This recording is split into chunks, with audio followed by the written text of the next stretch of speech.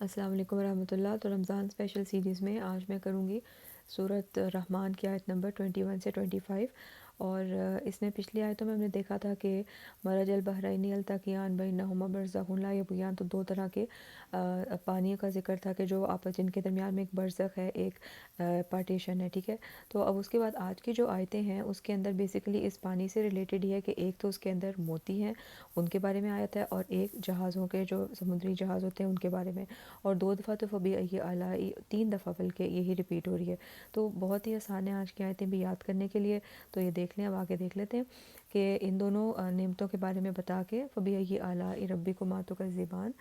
اس کا ترجمہ ہے اور تم دونوں اپنے رب کی کون کون سی نعمتوں اور قدرتوں کا انکار کرو گے۔ تو اب ان پانیوں میں کیا ملتا ہے؟ یخرجو، مطلب کہ ہم نکالتے ہیں، منہما، ان میں سے، لؤلؤ والمرجان، تو اس کا ترجمہ ہے کہ ان دونوں سے نکلتے ہیں موتی اور مونگے بھی۔ اصل لفظ مرجان استعمال ہوا ہے، ابن عباس کا قول ہے کہ اس سے مراد چھوٹے موتی ہیں۔ حضرت عبداللہ بن مسعود فرماتے ہیں کہ یہ لفظ عربی میں مونگوں کے لیے استعمال ہوتا ہے۔ تو یخرج منہما اللؤلؤ والمرجان، بہت ہی آسان آیت ہے یاد کرنے کے لیے، اور آگے پھر وہی آیت ریپیٹ ہو گئی،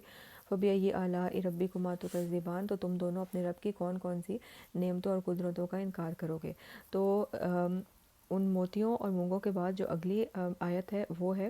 وَلَهُ الْجَوَارِ الْمُنشَآتُ فِي الْبَحْرِ كَالْأَعْلَامِ، اس کا ترجمہ ہے کہ اسی میں ہے جہاز جو سمندر میں پہاڑوں کی مانند اونچے اٹھے ہوئے ہیں۔ تو اس میں جو لفظ الجوار، اس کا مطلب ہوتا ہے جو سمندری جہاز ہوتے ہیں، منشآت کا مطلب ہوتا ہے بہت اونچے اٹھے ہوئے ہیں، فی البحری مطلب بحر کا سب کو مطلب پتہ ہے سمندر ہوتا ہے، اور کل اعلام کے جیسے کہ پہاڑ ہوں، تو وَلَهُ الْجَوَارِ الْمُنشَآتُ فِي الْبَحْرِ كَالْأَعْلَامِ۔ تو اس میں یہ ہے کہ پچھلے زمانے کے جہاز اگرچہ دور جدید کے جہازوں کے مقابلے میں چھوٹے ہوتے تھے، لیکن جب ان کے بادبان کھلتے تو وہ بھی اونچائی میں پہاڑوں جیسے نظر آتے ہیں، اور آج کل کے جہاز تو واقعتاً پہاڑوں کے مشابہ ہیں۔ تو اس کے بعد آج کی آخری آیت ہے فبأي آلاء ربكما تكذبان، تو تم دونوں اپنے رب کی کون کون سی نعمتوں اور قدرتوں کو جھٹلاؤ گے۔ تو مائنڈ میپ بنا لیں کہ یہاں پر کیا ذکر ہو رہا ہے، کہ سمندروں کے بارے میں ذکر ہوا تھا، تو اس میں سے یہ جو 21 سے 25 ہے، ان آیتوں کے اندر بیسیکلی دو قسم کی چیزیں جو سمندر میں یوز ہوتی ہیں وہ